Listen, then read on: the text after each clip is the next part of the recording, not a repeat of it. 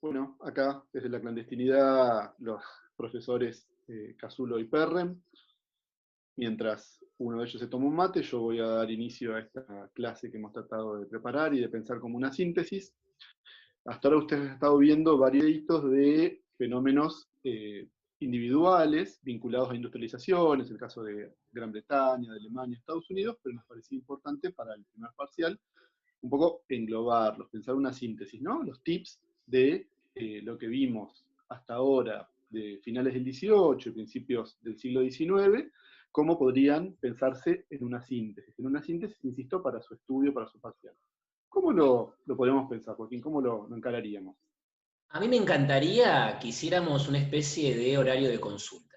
En este caso, mediado por la tecnología, Mm, y ayudar a quienes estén viendo este videito con aquellos tips, con aquellos truquitos, con aquella información que es fundamental para encarar el parcial.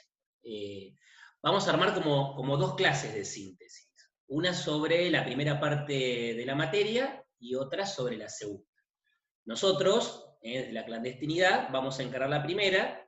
Juan, el profesor Quintar, va a encarar la segunda. A mí se me ocurre arrancar por la perfecto. revolución, a mí se me ocurre arrancar por la revolución industrial. Un tema que va a entrar de Pero yo ya cabeza. tengo una pregunta. Siguiendo con la lógica de la clase de consulta, yo te voy a hacer una primera pregunta que nos hacen siempre cuando vienen a la consulta, que es, ¿cuándo empieza la revolución industrial? Siempre está en una discusión, o sea, si me hacen la pregunta, desarrollo de la revolución industrial, ¿desde dónde empezaría a hablar? Bien, Termine para el mate y explíqueme, entender. profe. Y nosotros siempre respondemos más o menos lo mismo. Cada uno con su propio estilo, pero respondemos lo mismo. Para entender ese fenómeno hay que retroceder en el tiempo.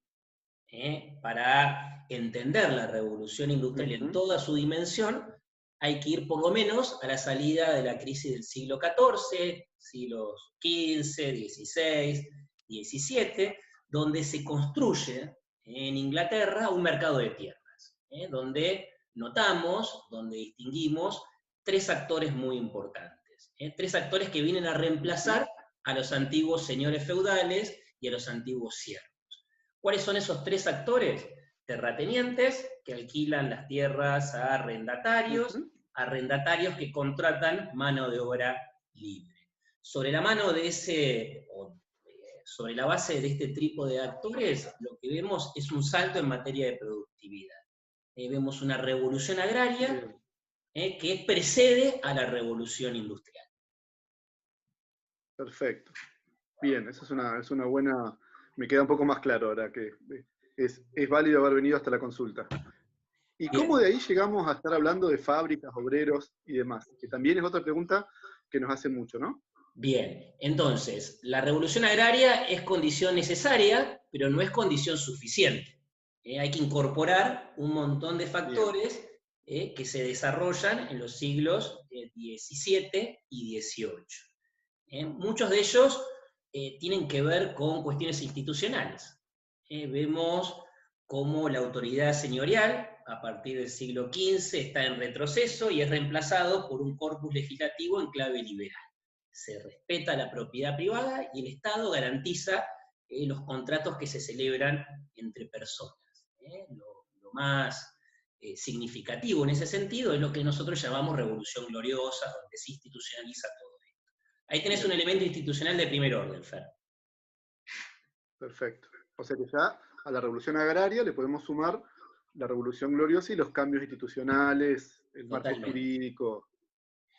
Lo que nosotros siempre Bueno, llamamos seguridad jurídica, que no es otra cosa más que el respeto a la propiedad privada. Esto de sacralizar el derecho de poseer. bien, algo que no estaba en la sociedad feudal ni mucho menos. Ni por casualidad. Entonces, primer capa, dijimos revolución agraria. Segunda capa, esta revolución institucional. Ahora tenemos que Estoy sumar anotando. elementos que tienen que ver con la racionalidad, que me parecen particularmente importantes. Vemos cómo se abandona el pensamiento mágico religioso y vemos cómo tenemos un temprano sentido de racionalidad. ¿eh? No por casualidad, Newton surge en Inglaterra y no en España, Francia o Rusia. No es un tema menor. La ciencia nace en ese periodo y se pone al servicio de la producción. La naturaleza deja de ser un fin en sí mismo y se vuelve un medio para obtener riquezas. Ese es otro elemento muy significativo que nos permite entender por qué la revolución industrial fue en Inglaterra y no en otros países. Vamos un poquito más, porque me gusta eso que preguntaste, es otra clave, porque de hecho el capítulo, bueno, un poco que tomamos de base nosotros, ¿no? Que es el capítulo que vos escribiste, bueno, dice algo que yo después quiero retomar, que es la idea de la primera ola del tsunami, la idea de que hay un tsunami y que hay una ola, o sea, que hay distintos oleajes, pero también ahí te la pasás hablando de Gran Bretaña. ¿Hay algo más que haya marcado o caracterizado a ese país para que estemos hablando, para que sea la primera ola del tsunami? Bien. Esto sería el terremoto previo que generó el tsunami. Todos los elementos que se fueron acumulando y que dieron singularidad a la experiencia británica. Después vamos a hablar de la revolución en sí misma. Hasta ahora es como la previa. Dicho esto, en una semana explotó el volcán Krakatoa, ¿no? No es del todo gracioso de... Nunca mejor dicho. Pero bueno, sí. Te dejo continuar. La cuarta capa, que me parece fundamental, que no podemos dejar de mencionar para entender la singularidad del caso británico, es el que tiene que ver con lo religioso. Vemos cómo prende la reforma protestante, vemos cómo se establece una ética, que la estudió muy bien Weber, que piensa la vida austera y el ahorro como una virtud. Y vos sabés que donde hay vida austera, hay ahorro, y donde hay ahorro existe la posibilidad de invertir. Condición indispensable para que haya un despegue industrial. Fíjate cómo en un rato ya hablamos de 4 elementos que hacen a la vía británica, la primera ola del tsunami. Revolución agraria, revolución institucional, cuestiones ligadas a la racionalidad científica y elementos más propios de lo religioso.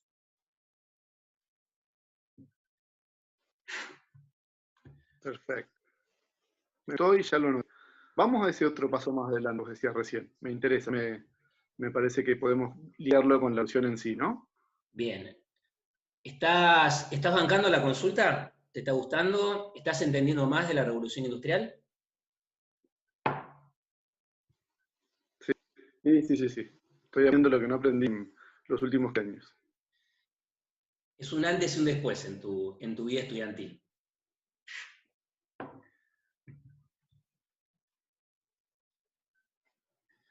Hay un pequeño delay, me parece. Si me vas a repetir la pregunta, no te escucho. Bien. Ahí está. Ahí te escucho bueno, mejor. Viste que esto es parte de... Sí.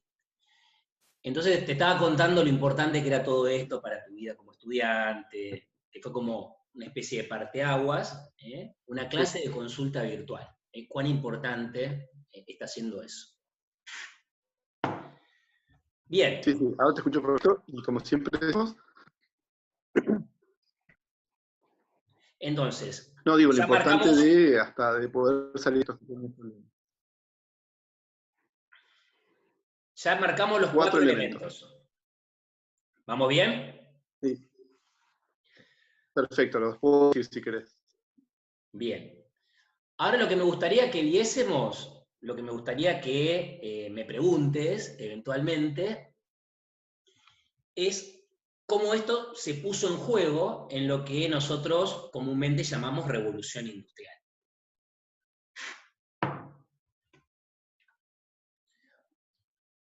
No, y esto que te decía que siempre nos preguntan los chicos, bueno, que muchas veces nos preguntan, es, ya marcaste las bases, ¿no? Una sociedad que cambia en su composición agraria, digamos, en su estructura, si es jurídica, normativa, la cuestión de su campo científico, y la, digamos, cierta composición o cambios en la actitud del capital o de los que ponen la tarasca, para decirlo un poco menos técnico. Pero de ahí, insisto, ¿no? Esto que, ¿cómo es que de ahí finalmente llegamos a tener una sociedad repleta de fábricas y, ¿no? Llevando sus productos a todas partes del mundo? ¿Qué si pudieras puntualizarlo en qué parte de la película, qué capítulo nos falta para poder desarrollar una pregunta del parcial. Acordate que dijimos, bueno, desarrollo de revolución industrial, ya pusimos los antecedentes, marcamos los 4 puntos, ¿cómo seguiría después, no? Bien, ahí me parece muy importante que recurramos a un viejo amigo, que es Landes. Él nos dice que podríamos pensar a la revolución industrial en términos de ruptura.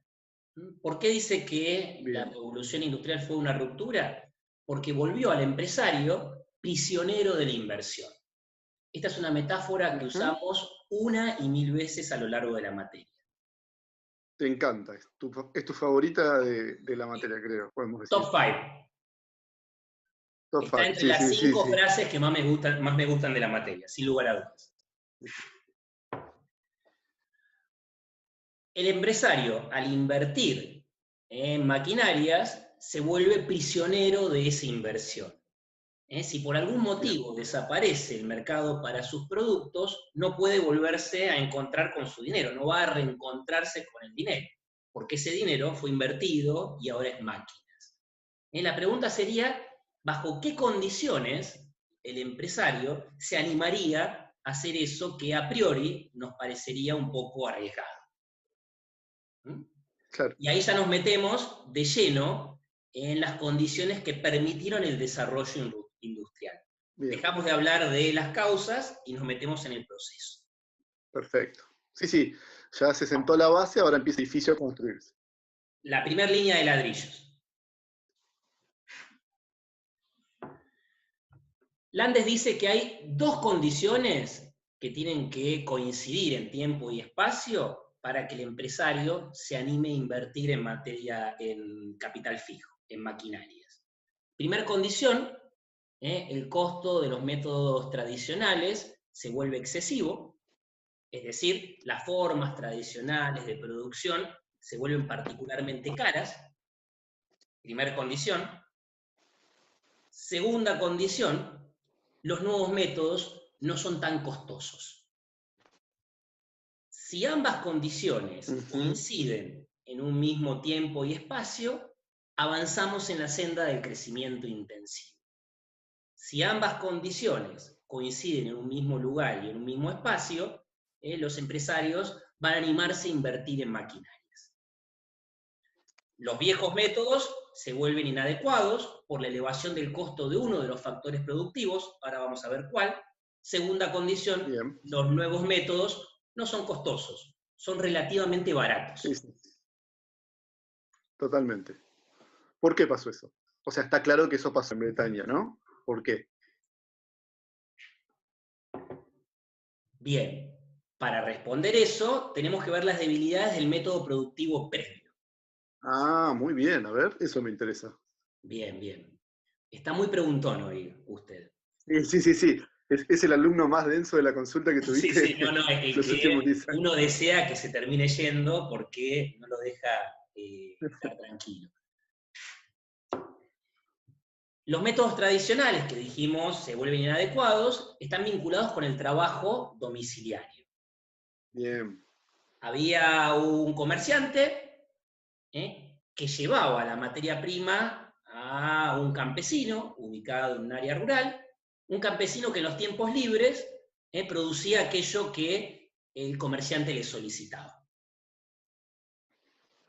Ese método parece relativamente lógico, no supone gran riesgo para el empresario, pero comienza a mostrar ciertas rigideces si la demanda corre a una mayor velocidad que la oferta. Esto es importante para anotar. Si yo fuera un estudiante que está en consulta, en este momento estaría anotando. Ahí busco mi lapicera. Bien. Bien. Por lo menos un apunte mental. Entonces, si la demanda corre a una mayor velocidad que la oferta, ese comerciante va a buscar nuevos campesinos para poder abastecer a ese mercado creciente. En un momento se va a quedar sin campesinos disponibles. Bien, claro. Cuando esos campesinos se den cuenta de su condición de escasez, no van a trabajar por el mismo valor que estaban acostumbrados. van a solicitar un aumento en el pago por pieza producida. Es algo bastante lógico, algo que cualquiera de nosotros haríamos en la misma circunstancia. ¿O no, Fer? Sí, obvio, pero aparte esto de estos campesinos que encima ellos, sus padres, sus abuelos, sufrieron todas las transformaciones que vos dijiste al principio, entonces tenían una capacidad de, ¿no? de tratar de tomarle el pulso a esta especie de patrón muy fina en un punto de ellos, A ¿no? este De cierta protopatrón. resistencia. A este protopatrón. Muy bien. Entonces, aumenta Casi patrón, esa cosa rara, ¿no? Aumenta el costo, el valor de uno de los factores productivos, el trabajo. Se vuelve escaso, Bien. los campesinos son conscientes de su escasez, aumenta el valor por pieza producida. ¿Mm?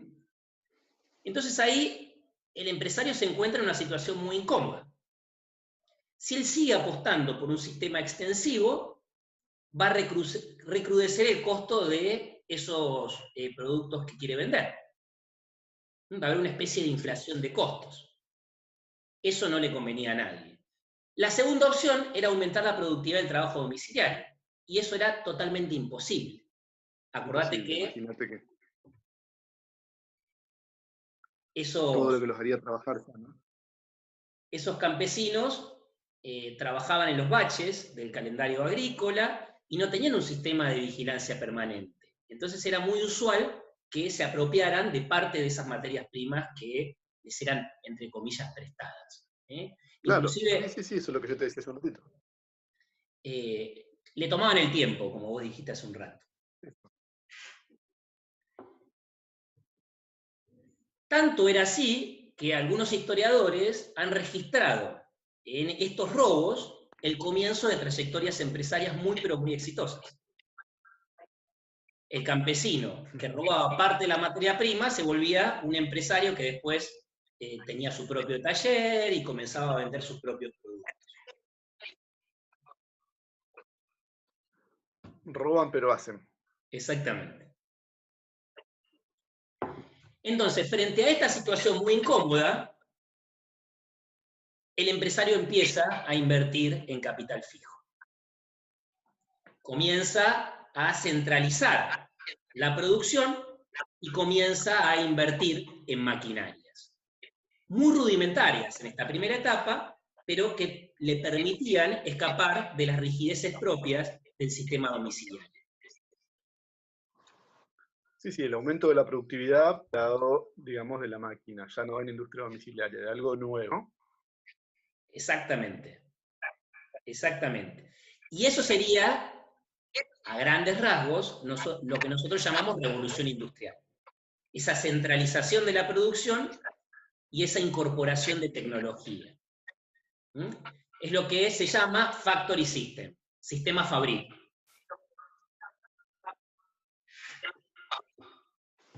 Vos decías recién protopatrón, ¿podemos hablar de protoindustria? Entonces, Sí, claro. Siempre usamos como dos términos en términos de equivalente o de sinónimos. Protoindustria e industria domiciliaria. Son lo mismo. bien, perfecto. ¿Y por qué? Una pregunta que un poco vos respondés en la primera ola del tsunami, pero es que un poco se cae de maduro, ¿no? Todos estos esfuerzos, esta lógica de decís vos, bueno, el patrón o el protopatrón finalmente se va a animar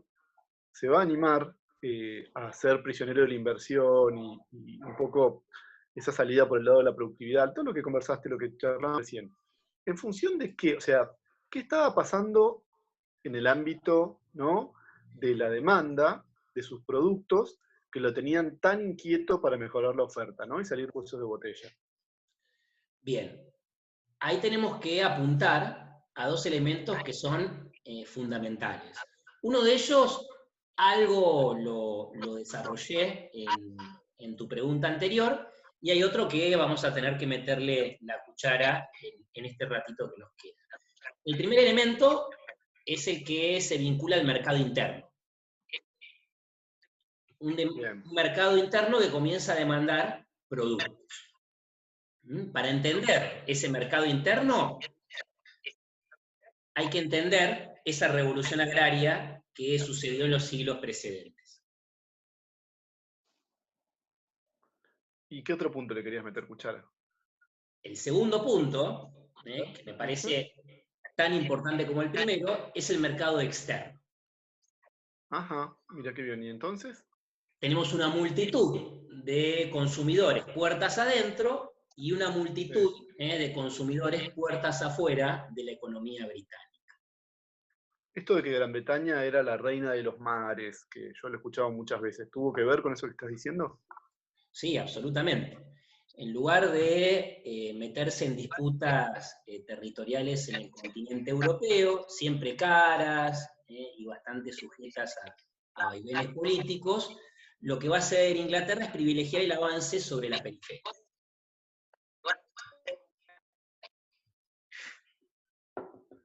Bien. Y ese avance... ¿Cómo comerciaba en esa periferia? Bien. Y ese avance está bueno que lo pensemos como una especie de triángulo. Esta es una de las preguntas clásicas del parcial, algo que deberías anotar en tus apuntes, en tu cuaderno.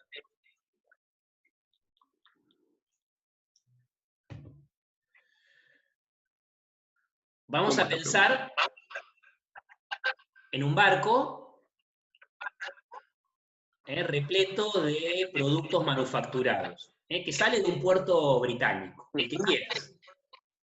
Claro, sí. Estoy escuchando una interferencia, no sé si la escuchás vos. No.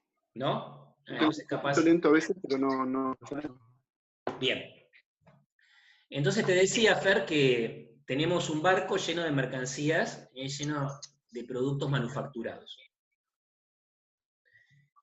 Sí. Esos productos salen de ese puerto y tienen una primera escala en algún puerto de la costa occidental africana. Se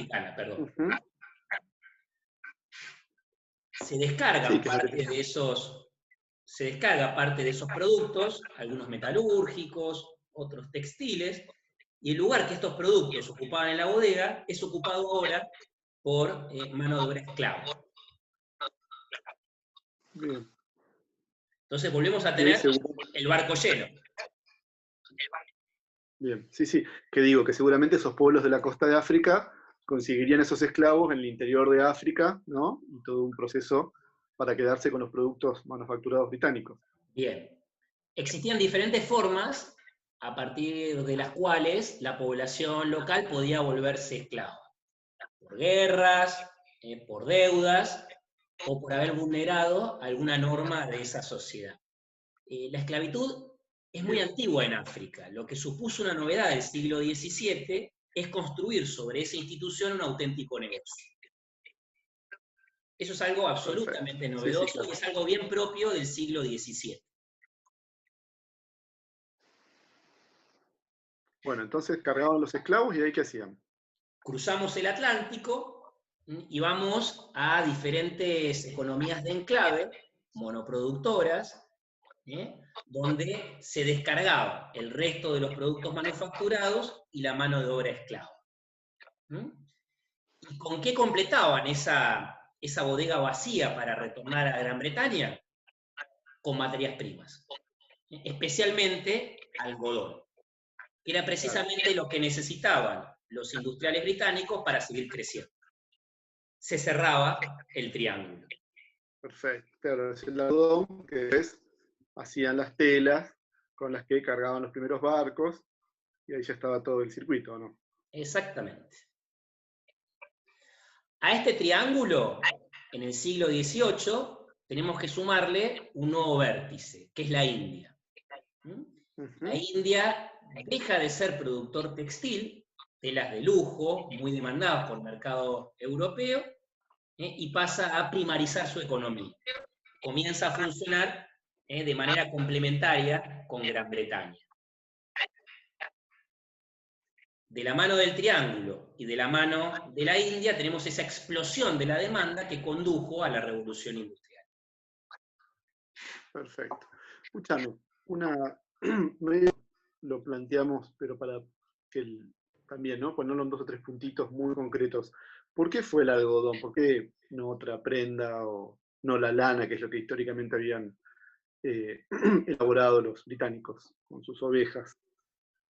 Pregunta clave, fundamental, Del parcial. de parcial. Igual es una de las preguntas que siempre hacemos y resulta más sencilla de contestar.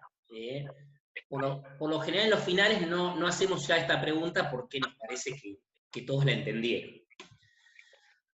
A ver, primer punto. Las primeras máquinas eran dispositivos muy rústicos, eran muy rudimentarios. Entonces, la fortaleza de la fibra era una ventaja fundamental.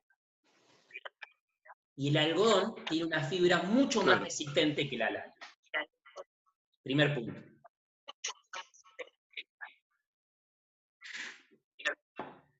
No son máquinas como las modernas, sino que eran máquinas muy rudimentarias.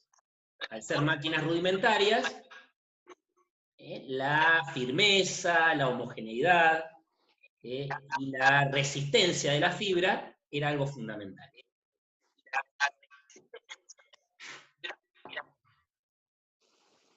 Segundo tema a tener en cuenta. La mayoría de los mercados que se abrían en la periferia estaban ubicados entre los trópicos. Y a esa latitud era mucho más lógico usar algodón que usar lana. Imagínate un Rastafari con polera, ¿no? Muy difícil. Complicado.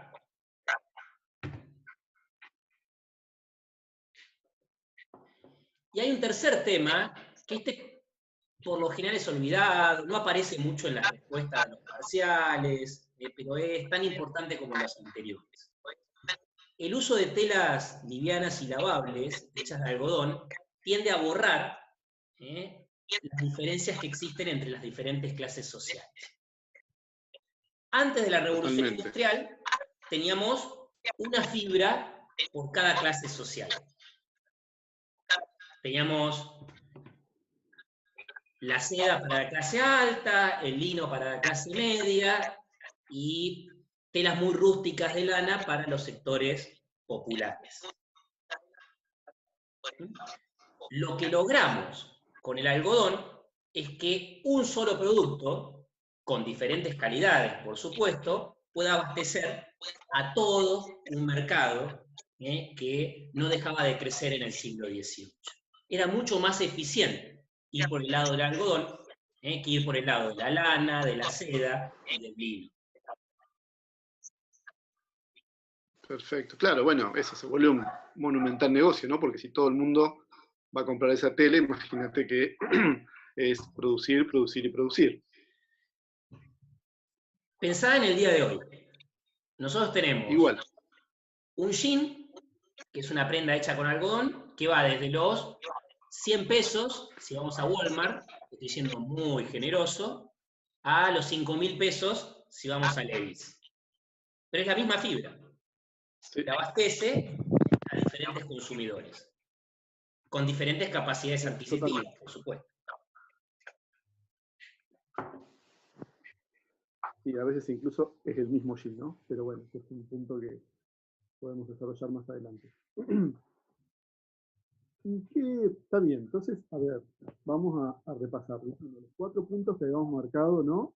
En la base del edificio, la primera hilera de ladrillos era, digamos, estos 2 elementos que para Landes permitía, ¿no?, que se animara el empresario a invertir, la obsolescencia de las técnicas anteriores, la baratura de las técnicas nuevas y este proceso de combinación tan sinérgico entre el mercado interno y el mercado externo que, digamos, apalanca, ¿no?, al sector, particularmente dijimos el textil algodonero, por eso de ese plan. ¿Qué otra cosa para cerrar la revolución industrial? Este es el primer bloque de finales del siglo XVIII. Me gustaría encarar 2 temas, que son temas de parcial, temas que por lo general se dejan de costado, que se tratan muy levemente y que son muy, pero muy importantes. Primer tema es el que tiene que ver con la tasa de interés. Segundo tema, el que tiene que ver con los precios. Estos dos temas son importantísimos y nos permiten entender por qué la revolución industrial fue en Inglaterra y no en otro sitio. Un costado se financiero de la revolución industrial o la forma en que se financió la revolución industrial, ¿no? Te estoy escuchando muy bajito, Fer. No sé si... ¿Sí? ¿Ahí me escuchas mejor? Ahí te escucho mejor. Yo lo he ido moviendo para buscar. Sí, ahí te escucho perfecto. Bueno, decía algo así como cómo se pagó la revolución industrial, ¿no? Cómo se financió, algo de eso, es Bien. este último tema. Hay una hipótesis tradicional que fue elaborada hacia mediados del siglo XX por un montón de historiadores que decía más o menos que en el siglo XVIII hubo una abundancia de capital que bajó la tasa de interés y que permitió a los empresarios endeudarse para comprar sus maquinarias. Una hipótesis que a priori, viéndola de manera superficial, es bastante consistente. Sin embargo, sí. Lógica, digamos, ¿no? La otra campana. Sin embargo, en esta primera etapa, la tasa de interés, el costo del dinero, fue un dato absolutamente secundario. Más importante que una diferencia de un par de puntos en la tasa de interés era la posibilidad de acceder a un crédito. Era más importante acceder a un crédito caro que no acceder a un crédito. ¿Por qué digo esto?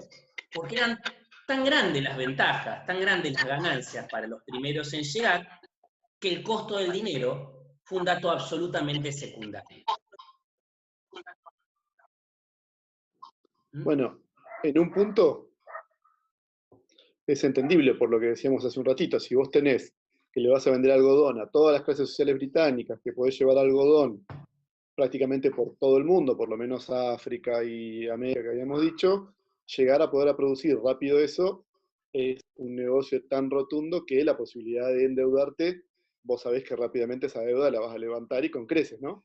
Exactamente. Y además tenés que sumar un segundo elemento. Las máquinas no eran tan caras en ese momento.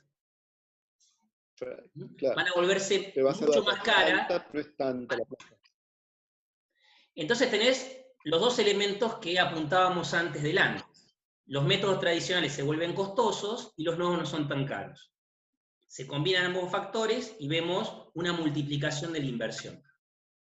Aunque la tasa sea alta, gastando poca plata y encima la estás levantando rápido.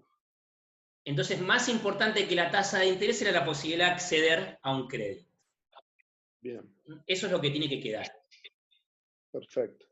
Y decías lo de los precios también, me interesa. Entonces, primer nudo de problemas tiene que ver con la tasa de interés. Y dijimos que era un dato secundario. Segunda cuestión a tener en cuenta tiene que ver con los precios. Y volvemos a los historiadores de mediados del siglo XX. ¿Qué decía esta gente? Que el siglo XVIII había sido un siglo inflacionario, que aumentó el valor de los bienes y terminó licuando las deudas. Y esa inflación multiplicó el beneficio, permitiendo el desarrollo industrial. Gracias al aumento sistemático de los precios, hubo revolución industrial. Más o menos eso es lo que decían los historiadores a mediados del siglo XX. ¿Y eso no fue así? No, joven estudiante del fondo del curso. A ver, estamos de acuerdo que la inflación genera esos efectos. Eso es indudable.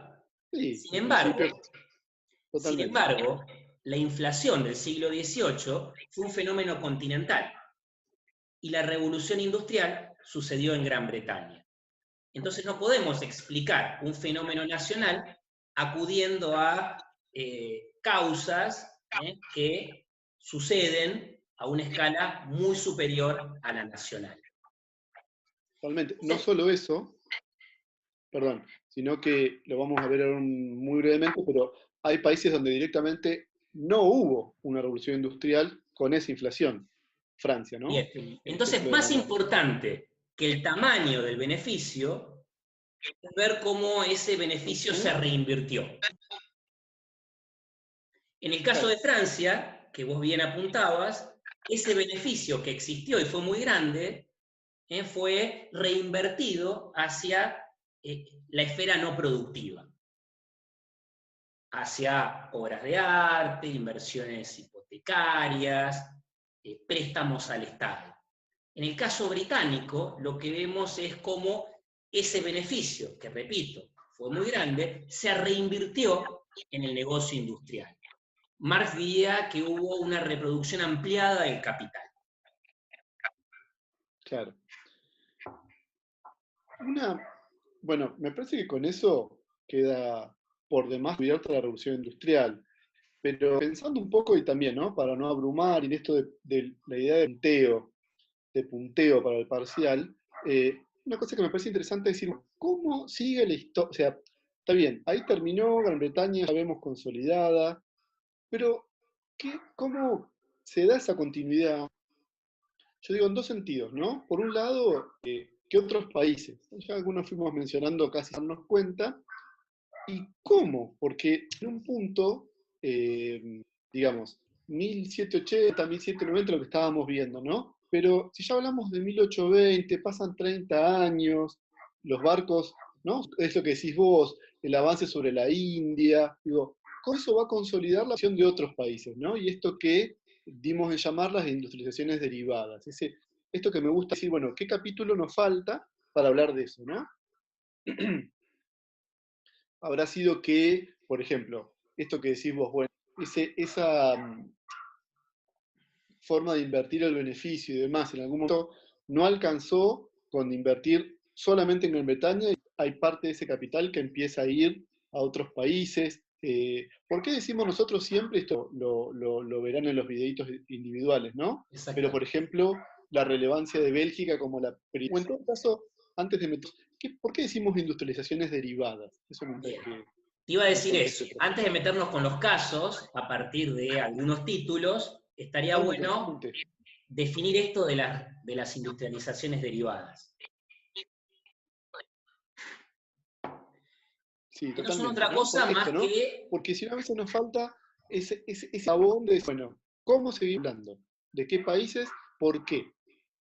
bien, podríamos pensar entonces a una industria que nace en ¿Mm? Inglaterra y a principios del siglo XIX se introduce en la Europa continental y luego cruza el Atlántico hasta fincarse en los Estados Unidos.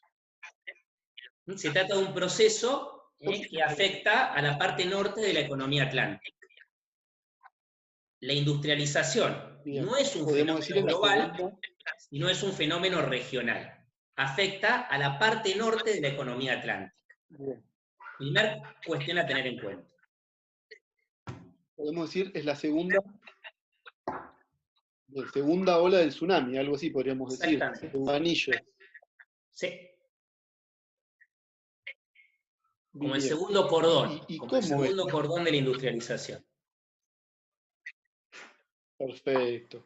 Escúchame, ¿y por qué habrá pasado eso? ¿Y por qué decimos que o sea, para hacer una pregunta hasta medio boba, si se me permite, pero que puede dilucidar. O sea, es como que los capitales británicos van a poner sucursales en todos estos lugares directamente en migración, o sea, se abre absolutamente lo mismo en estos otros países que había pasado en Gran Bretaña, o habrá algún rulito, alguna diferencia. Bien. es muy importante marcar algunas diferencias con Gran Bretaña y especialmente algunas similitudes entre estos casos de industrialización derivada. Siempre me parece no es fácil, imitativa. siempre me parece sencillo para explicar y me parece que tiene impacto hablar de 3 elementos que atraviesan a todas las industrializaciones derivadas y que permiten que podamos diferenciar estas industrializaciones derivadas de la revolución industrial con mayúscula.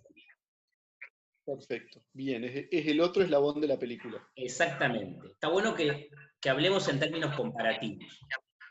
Y después veamos qué diferencian a estos casos de industrialización derivada. Primer diferencia con Gran Bretaña. El rol que tuvo el Estado. Empezamos esta conversación diciendo que Gran Bretaña, con poco Estado, logró industrializarse. Para el caso de las industrializaciones derivadas, eso que le alcanzó a Gran Bretaña no va a ser suficiente. Bien. Para industrializar una economía en el siglo XIX hay que redoblar la presencia del Estado en la economía. Y porque tan buen negocio, como había dicho que recién se podía hacer y demás, 50 años después era muy lógico que no pasara así, ¿no? Que mínimamente tenía que haber ahí una ayuda. ¿Sí? Sobre todo para recortar la distancia que existía entre estos países y Gran Bretaña. Ese aditivo es la presencia del Estado. Y esa presencia podía asumir muy diferentes formatos. Podía ser indirecta, generando un marco institucional que favoreciera el desarrollo capitalista. Podía ser directa, con subsidios, medidas de protección, préstamos generosos. O podía, llegado el caso, reemplazar al Estado, reemplazar al empresariado allí donde la burguesía no fuese dinámica. Entonces, primera característica que atraviesa todas las industrializaciones derivadas y que permite diferenciar a estas experiencias de Gran Bretaña, la presencia del Estado. Bien. Ya en la nota. Anote, por favor. Segundo elemento que atraviesa todas las industrializaciones derivadas y que permite que establezcamos una diferenciación con Gran Bretaña. Las fuentes de financiamiento. Como dijimos hace un rato, a Inglaterra le bastó con su banca comercial. Esa banca que te presta a corto plazo y altísima tasa de interés. Como eran tan grandes los beneficios para el primero en llegar, poco importaba una diferencia de unos pocos puntos en la tasa de interés. Para recortar la distancia con Gran Bretaña, había que generar nuevos instrumentos crediticios. Había que hacer un esfuerzo adicional para absorber el ahorro de la sociedad y ponerlo en manos de quien estuviera dispuesto a invertir.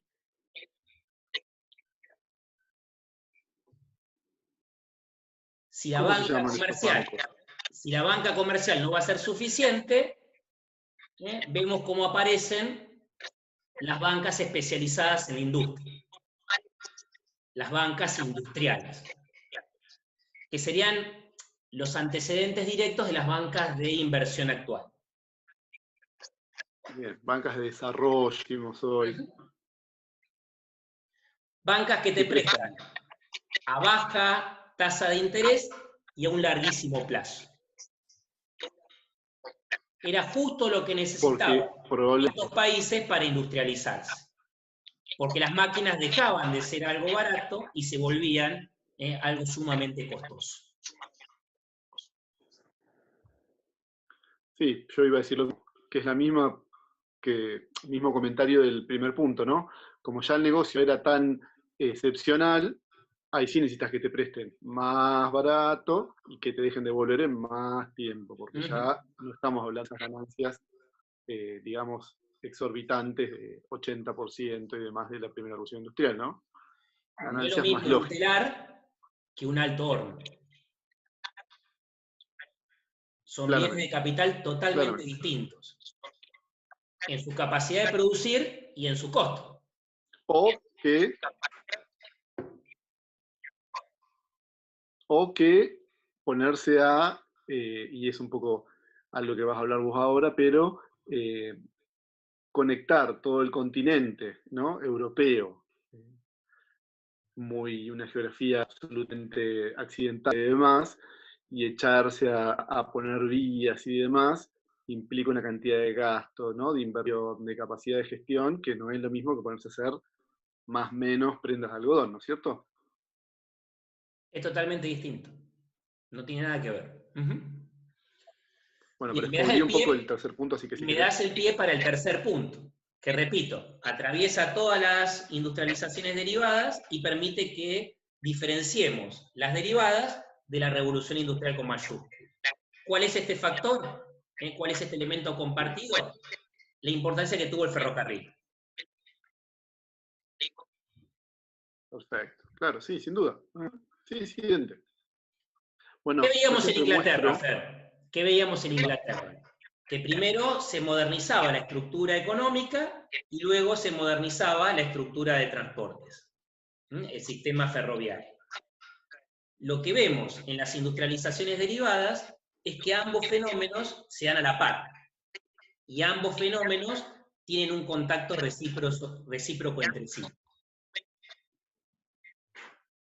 No Sí, podemos sí, pensar totalmente. las Coincido industrializaciones derivadas sin la modernización del sistema de transporte. No. Es anterior al ferrocarril a la explosión de las industrias de estos otros nuevos países. Eso es evidente. No hay tutía ahí. Yo, perdón, propongo una metodología, marcamos los puntos y demás, me parece para que se haga bien contundente, está claro, más dado que los casos están listados en sendos videos, hagamos una suerte de titulación de los nacionales, ¿no? Que decimos, bueno, ¿cómo se diferencian? Pero no tal vez narrar las historias que nos puedan terminar de ver el tema, ¿no? Sino dos o puntitos de cada uno de los países y en todo caso, ¿qué países sacaríamos llevado estas nuevas ideas? Bien. Arrancamos por Bélgica, que es como el Big Bang de la industrialización en el continente europeo. Totalmente. ¿Por qué empezamos con Bélgica? ¿Por qué es la primera que mencionaste? Ahí me gusta siempre usar un título. Sería la mejor alumna de Gran Bretaña. Fue la que mejor replicó Alumna a que no está la empezando. revolución industrial con mayúscula. Bien. Decimos Sí, esto claramente, ¿no? porque Sí. fue un proceso casi en simultáneo, con una década de delay, con una década de retardo, y porque se industrializó echando mano a los mismos sectores que habían permitido que Inglaterra se vuelva la principal potencia industrial del planeta. La industria textil y la industria metalúrgica. Pero, como es derivada, hay más Estado, ¿no? Para que los chicos siempre tengan presente. Hay una forma distinta de financiamiento y el ferrocarril es previo, o sea, la más parecida, pero dentro de las derivadas. Dentro del espectro de las derivadas. El Estado lo ves muy claramente en las medidas de protección y lo ves muy claramente con la emergencia de las primeras bancas industriales. Y después de 1830 vemos cómo el Estado Y si es construye y tan parecido a administra Gran las... Bretaña,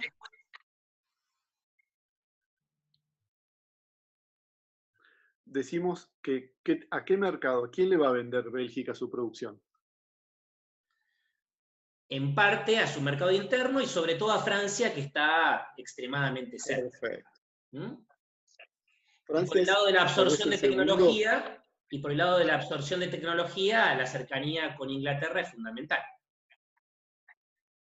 Totalmente. Bueno, ahí sí es tal vez de los ejemplos donde más vemos que las empresas británicas ponen, ¿no?, el ojo en Bélgica, donde tal vez tenemos más cierta fluidez, ¿no? Los flujos de capitales van de Gran Bretaña a Bélgica como una posible inversión, ¿no es cierto?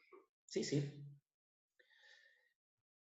Tan es así que Inglaterra empieza a limitar la transferencia tecnológica y de recursos humanos calificados. Y sí, obvio. Claramente. No comen vidrio, por supuesto. Y después de 1830, Fer, como para que podamos diferenciar Bélgica de Gran Bretaña, las líneas férreas son construidas y administradas por el Estado, cosa que no veíamos en el caso británico. Totalmente. Totalmente. Un caso bien de una industrialización derivada, ¿no? Ferrocarril y construido por el Estado. O sea, vemos dos de los puntos claves ahí. Que va a tener mucha importancia en la construcción del mercado interno, pero también va a ser muy importante en la edificación de una identidad nacional. Sí. Bueno, y ¿no? Bélgica es de alguna manera un país que se forma durante este periodo. De hecho, yo siempre digo, ¿no? La importancia del Estado, pero es un Estado que primero es austrohúngaro, prusiano, digamos, de los viejos Habsburgo, después va a ser francés y termina siendo independiente. Esto no es casual, ¿no? En 1830, la independencia belga. Pero con parte de su población ligada a Holanda y parte de su población ligada a Francia. Y una forma de cuajar una identidad única es a partir de ese ferrocarril de alcance nacional. Bien. Escúchame, yo decía, Francia es seguramente el segundo país que podemos mencionar. Y esto de que si Bélgica le vende tanto es porque Francia tal vez no desarrolla una industria, digamos, en los términos que veníamos mencionando. Si Bélgica es la mejor alumna o la mejor estudiante, ¿Francia qué fue? Dos títulos ahí, Fer, para mantener a la audiencia enchufada. Primer título fue una industrialización sin revolución industrial. Eso tiene que estar en todos los apuntes. Fue una industrialización sin revolución industrial. Segundo título, fue una industrialización dual. ¿Qué significa eso? Me interesa. Bien. Si no tuvo revolución industrial, ¿por qué dual? Bien. Comencemos por el principio. Fue una industrialización sin revolución industrial, no tuvo una etapa clara de despegue, como veíamos en el caso británico, como veíamos en el caso de belga. Vemos un proceso paulatino, a ritmo muy lento, cuyos límites se confunden con el siglo XIX. En todo este proceso, el peso del sector primario en la economía fue gigantesco. El peso de la agricultura, de la población rural, fue altísimo. Y este elemento es el que nos permite entender el segundo. Tenemos una población rural muy grande, una población muy cercana al nivel de subsistencia, no tenemos una explosión de la demanda, no tenemos una revolución agraria, y eso hace que la industria francesa termine siendo una industria de nicho, y una industria donde se alternan fases tradicionales y fases donde algún que otro elemento se mecaniza. Y esa dualidad convive inclusive dentro de las mismas empresas. Empresas que tienen fases tradicionales e inversión en maquinarias.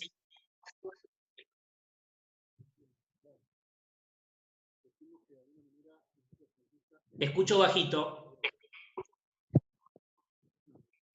Porque que la industria francesa, su carácter casi artesanal, continúa hasta el día de hoy, casi, ¿no? Sí. Uno asocia a Francia con los productos de lujo. Y esa nobleza era la única consumidora de una economía que estaba muy cercana al nivel de subsistencia.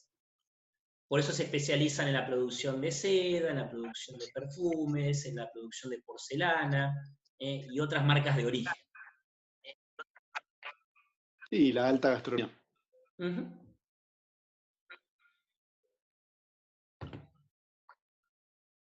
Me parece... La falta de velocidad en la industrialización no convierte a la burguesía francesa en un actor retardatario, sino que es un actor que invierte racionalmente echando un vistazo a la estructura de la demanda. Como la demanda no era tan alta, no era racional invertir en maquinarias. Lo lógico era hacer lo que efectivamente hizo la burguesía francesa, alternar entre fases tradicionales y alguna que otra mecanizada. Esa es la tónica de la industrialización francesa durante todo el siglo XIX. Bien, perfecto. O sea que tampoco es que el hecho de que no haya habido revolución industrial, de que no haya habido un despegue inteligible, afincable en una década, como decíamos recién, lo vuelve un caso fracasado o un caso, digamos, negativo, casi como copiando con el modelo británico. Por esto que decimos que no es que se edita y que hay una forma única de industrializarse o de crecer económicamente. Es una vía alternativa, porque la economía creció menos que en Gran Bretaña, pero la población también. Fue el primer país en que llevó adelante su transición demográfica. Eso venía ya del siglo XVII. Entonces, el Producto Bruto Per cápita no fue muy diferente al de otros países que se industrializaron rápidamente. Y fue una industrialización sin el costo social de Gran Bretaña, porque buena parte de la población tenía acceso a la propiedad agraria. Si no le iba bien como trabajador asalariado, podía volver a la propiedad campesina. Bélgica, mejor alumna. Francia, dijimos, sin revolución industrial. Y Duval, que, bueno, voy a empezar a estirar mientras vos enchufás. Que decimos Antes que se me que son los primeros desactive casos de las industrializaciones de Duval. Son cosas que pasan. A ver ahí. Perfecto. Es el momento de mejor señal tengo, así que voy a aprovechar. Bueno, podemos decir que nos faltan los dos ejemplos que son los dos grandes antes, ¿no? Es decir, son un poquito más tardíos. Es más, no podemos decir es casi el último de las derivadas, pero terminan siendo dos nombres de mucho peso, que van a ser incluso muy relevantes en el siglo XX, ¿no es cierto? Estados Unidos, lo cual, bueno, está bien, lo vamos a marcar ahora en un punto o dos puntos para que los chicos lo entiendan, pero fíjate que gran parte de la clase de esta síntesis ya estuvimos dando vuelta con Estados Unidos, hablamos del algodón, ¿no? De la llegada de los británicos, o sea, está ahí medio subyacente. Y un ejemplo, sí, que tal vez todavía no estuvo tan mencionado, pero que va a ser muy importante, que es Alemania. Pero bueno, arranquemos por USA y por esta idea de cómo es que se vuelve un país que al día de hoy es la gran potencia mundial. Todo el mundo sabe quién es Donald Trump, estamos todo el tiempo viendo cómo Estados Unidos lidia con el coronavirus, cómo se volvió esa potencia en tanto revolución o industrialización derivada. Bien, vamos a los títulos. 4 o 5 que Bien. nos permitan caracterizar esta experiencia. En 1780 era un país que estaba dando sus primeros pasos. En términos industriales, era un apéndice de la revolución industrial con mayúscula. Los obreros calificados venían de Gran Bretaña y las máquinas procedían de ese país. Tenemos un hecho que va a permitir que la industrialización de Estados Unidos sea cada vez más autónoma. Ese hecho es la guerra anglo-norteamericana de 1812, en el marco de las guerras napoleónicas. Uno no suele comerciar con su enemigo y eso genera una protección natural a la economía norteamericana. Esa protección natural luego se va a volver norma. Van a haber políticas sistemáticas durante todo el siglo XIX que van a proteger a la industria norteamericana frente a la competencia británica. Entonces, ahí tenés un primer elemento a tener en cuenta. Una política de protección. Bueno, por esto. Digo, y aparte, casi que de cuajo, separarse de no solo tu, vamos a decir, tu metrópoli, sino que encima es la principal industrialización del mundo. O sea, que casi que le sale de Chile empezar a competir, digamos, ¿no? Por la mera pelea política, que tampoco es tan política. Recordemos que se termina de pudrir todo por la necesidad de la corona británica de cobrar impuestos, digo, toda esta cuestión de en esa ruptura está muy fuerte la economía, esta idea de que estaban, digamos, medio condenadas a romperse. Pero bueno, es casi que Estados Unidos, en la pelea política, ya empieza a competir económicamente, ¿no? ¿Sí? Haciendo una comparación con el presente, sería la guerra entre Estados Unidos y China. Igual. En aquel momento era la guerra Solo que eran entre colonias. Estados Unidos y su antigua metrópolis. Bien, ahí, en esa primera etapa, primeras décadas del siglo XIX, fue muy importante el rol que tuvo el sector agroexportador de Estados Unidos. Toda la parte sur de los actuales Estados Unidos. Una economía agroexportadora y una economía esclavista. ¿Cómo una economía de esas características puede colaborar en el desarrollo industrial? Esa es la pregunta del millón. ¿Cómo la respondemos? Para que todos anoten y tengan en cuenta de cara al parcial. Bueno, ese sector era el único que proveía divisas, era el único que proveía oro, era el único que permitía capitalizar al conjunto de la economía. Sin ese oro no hubiera habido inversión en el norte. Para trasladar ese oro del sur al norte, hace falta un sistema financiero que fue lo que le sobró a Estados Unidos. Política de protección. Un sistema o un sector que aporta divisas va a ser lo que va a echar a rodar el aparato industrial norteamericano. ¿Cuál va a ser el primer sector que se industrializa? El sector textil. De nuevo, ¿no? Fíjate cómo hay un punto de contacto entre Estados Unidos y Gran Bretaña. Y Bélgica. Y Bélgica. No así en el caso francés. Claramente. Donde vemos una especialización en productos de lujo. Bien, totalmente. Sí, sin duda. Entonces, más parecido, Estados Unidos no es la copia que es Bélgica, pero tiene vasos comunicantes obvios con Gran Bretaña, ¿no? Muy linkeado. Bien. Bueno, ¿qué otros tipos? Y en estas primeras décadas también empieza a insinuarse la importancia del oeste, de esa frontera que se va corriendo en dirección al Pacífico. Porque ese avance sobre los pueblos originarios se va a hacer sobre la base de un sistema de pequeños y medianos productores. Los granjeros. Los farmers, los granjeros. Bien, que van a ser un mercado para la producción industrial del norte de los actuales Estados Unidos. Pero no solo eso, como la población efectivamente accedía a la propiedad, los inmigrantes que llegaban a Estados Unidos se veían muy tentados a irse a la frontera. Esto hacía que la mano de obra en las ciudades fuese escasa, el valor del salario tiende a subir, y eso anima a los empresarios a invertir en capital fijo.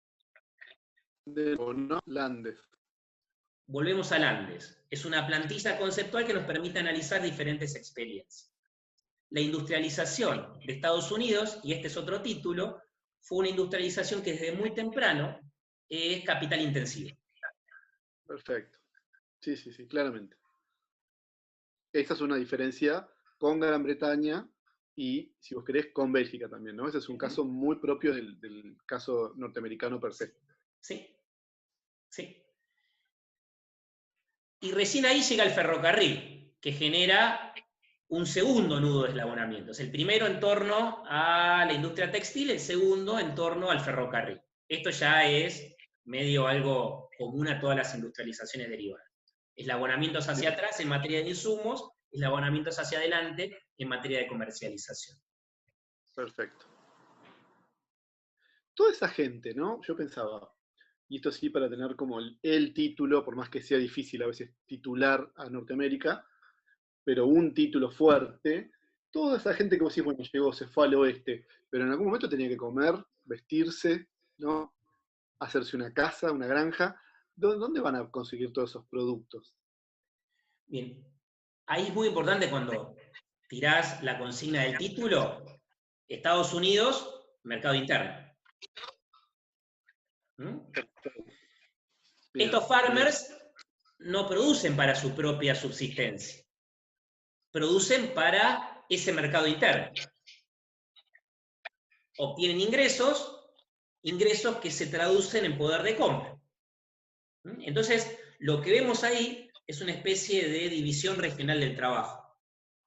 A Algo ver. que singulariza a la experiencia norteamericana.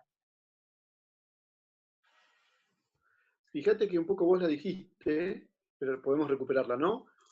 El nordeste industrial, el sur algodonero, más vinculado a la vieja explotación, digamos, de los ingenios de algodón, y ese oeste, primero, ¿no? Más como una zona de frontera, la minería, la fiebre del oro, pero después también como productor de las zonas de llanura y el medio oeste, que es la zona, digamos, más parecida a la pampa. Materia prima y alimentos. Bien. Vendiendo Pero eso, fíjate una cosa que obtienen siempre me gusta ingresos marcar. que se traducen en poder de compra. Es el mismo triángulo. Gran Bretaña para conseguir ese triángulo tenía que surcar los mares, pelear por los esclavos en África, y ya está.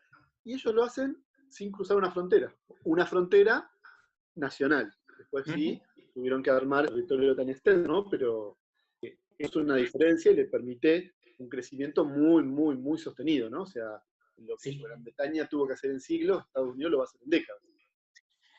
Lo que vemos en Estados Unidos es la inexistencia de un periodo de despegue. Eso distancia a este país de Bélgica o de Gran Bretaña. Y lo A mí siempre me gusta emparenta... decir Sí. que el siglo XIX entero es el despegue. Despegaron durante todo un siglo. Uno va viendo el crecimiento del PIB per cápita década a década y es impresionante, ¿no? Y eso es lo que diferencia a Estados Unidos de Francia. Los dos tuvieron un proceso gradual, sin embargo, Estados Unidos lo hizo a tasas mucho más elevadas. Francia iba por el piso, Estados Unidos iba por el techo. Exactamente, perfecto. Muy buena imagen. Ahora que estamos viendo tantas curvas y crecimiento. Todo con las manos, ¿viste? No compartimos pantalla, nada. Vieja escuela. Bueno, ¿algo más que queramos marcar de Estados Unidos? Yo creo que no. Mercado interno y políticas de protección. Bien. Digamos, la propensión al cambio, a la transformación o a la inversión en tecnología, ¿no? Como el otro punto salió. Bueno, nos queda Alemania, ¿no? Alemania, de alguna manera, es bien, un caso bastante atípico, en el sentido que, y no casualmente es la última, la que dejamos siempre para el final, porque es la última de las derivadas, incluso en términos cronológicos, o sea, ¿no? Como que, o sea, bueno, Bélgica está 10 años, digamos, después que Gran Bretaña, Estados Unidos, yo siempre digo, unos 20 años, ¿no? Y Alemania está 20 años después de Estados Unidos. O sea, Estados Unidos completa hacia 1820, Alemania hacia 1840 empieza, ¿no? Y termina hacia 1870, cuando ya es una... Pero sin embargo, Alemania se vuelve la potencia más importante de Europa. O sea que tampoco es que haber empezado tarde, ¿no? Digamos, también le implicó algún tipo de fracaso, sino una suerte de diferencia, ¿no? ¿Por qué Alemania es tan exitosa en ese rushing, ¿no? En esa, como, empezar tarde, pero medio que ir pasando todos, ¿no? Me gusta por eso lo que yo digo del... No me gusta porque lo digo yo, ¿no? Sonó eso, pero digamos, me parece esa imagen de la tortuga que igual termina ganando, o sea, como que al final los pasa a todos. ¿Qué habrá pasado con eso? ¿Qué era Alemania a finales del siglo XVIII, principios del XIX? Bien, ahí hay que pensar en lo siguiente, que los principales obstáculos que impedían que Alemania se industrialice eran de orden institucional. Lo que luego fue Alemania era una especie de rompecabezas conformado por reinos, principados, obispados, ciudades-estado, etcétera, etcétera, etcétera.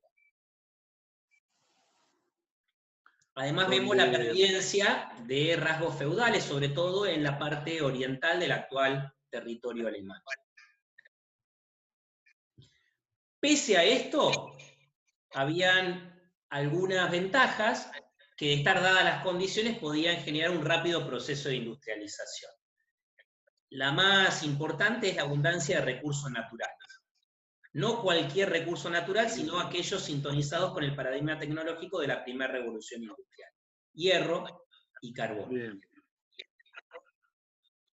Tenemos una Distinto, larga en ese sentido, tradición Alemania tiene más geológica. recursos. Tenemos una Perdón, larga tiene más tradición recursos que agroindustrial. Francia. Tenemos también un sistema educativo relativamente difundido, resultado del absolutismo ilustrado de fines del siglo XVIII. Todos elementos que, de estar dadas las condiciones, podían generar un rápido proceso de industrialización. Bien, sí, completamente. No, te decía que tiene más recursos Alemania que Francia, que Bélgica y que Gran Bretaña. Es una distinción importante.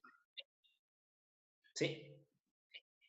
Bueno, una cosa que a mí me gusta marcar, que un poco lo que decías vos, ¿no? Como los obstáculos fueron institucionales, casi que el paso de etapa en etapa, el tempo, la cadencia, digamos, la va a dictar el Estado. Es decir, pasa de ser protoindustria a industria cuando unifica las fronteras, vamos a decir, comerciales o financieras.